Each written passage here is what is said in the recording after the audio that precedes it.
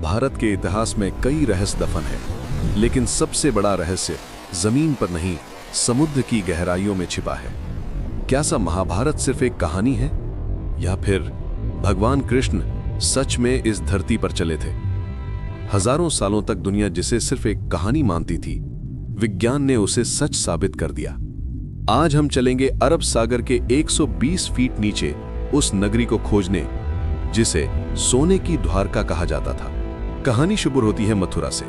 जरासंध के लगातार हमलों से अपनी प्रजा को बचाने के लिए श्री कृष्ण ने एक नई राजधानी बनाने का फैसला किया। एक ऐसी जगह जो अभेद हो, जिसे कोई जीत न सके। शास्त्रों के अनुसार इस नगरी का निर्माण देव शिल्पी विश्वकर्मा ने किया था। कहा जाता है कि उन्होंने समुद्र देव से 12 योजन जमीन मांगी थी।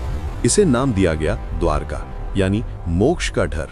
महाभारत में वर्णित है कि यहाँ 9 लाख महल थे जो सोने चांदी से बने थे। ये उस समय का सबसे अमीर बंदरगाह था।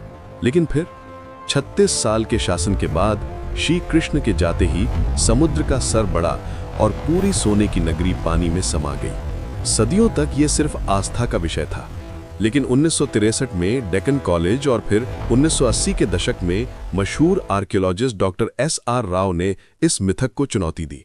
जब गोताखोर समुद्र में उतरे तो उन्हें जो दिखा उसने पूरी दुनिया को चौंका दिया। वहां सिर्फ पत्थर ही नहीं थे, वहां एक पूरा सभ्य शहर था। उन्हें मिली विशाल दीवारों और किलेबंदी के सबूत।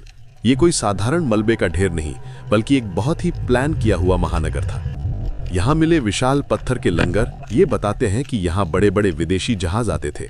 इसका मतलब द्वारका सच में दुनिया का एक बड़ा व्यापार केंद्र था। लेकिन अब सबसे बड़ा सवाल, अगर ये सोने की द्वारका थी तो वो सोना कहाँ गया?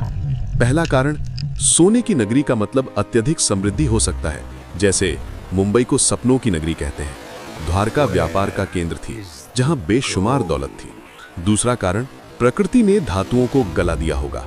लेकिन यहां एक ऐसी मुद्दा मिली है जिसका जिक्र महाभारत में भी है, जिस पर 3 सिर वाले जानवर की आकृति है। यह सबसे बड़ा सबूत है कि ये वही द्वारका है। समुद्र के नीचे सोई ये नगरी आज भी हमें बताती है कि भारत का इतिहास कितना भव्य था। द्वारका सिर्फ एक कहानी नहीं, हमारे गौरवशाली अतीत का जीता जागता सबूत है। सरकार अब यहां अंडर वाटर टूरिज्म शुरू करने की योजना बना रही है। क्या आप इस डूबी हुई दुनिया की सैर करना चाहेंगे? कमेंट्स में जय श्री कृष्ण लिखकर जरूर बताएं। अगर वीडियो पसंद आया तो लाइक कहें और चैनल को सब्सक्राइब कहें। मिलते हैं अगले रहस्य के साथ।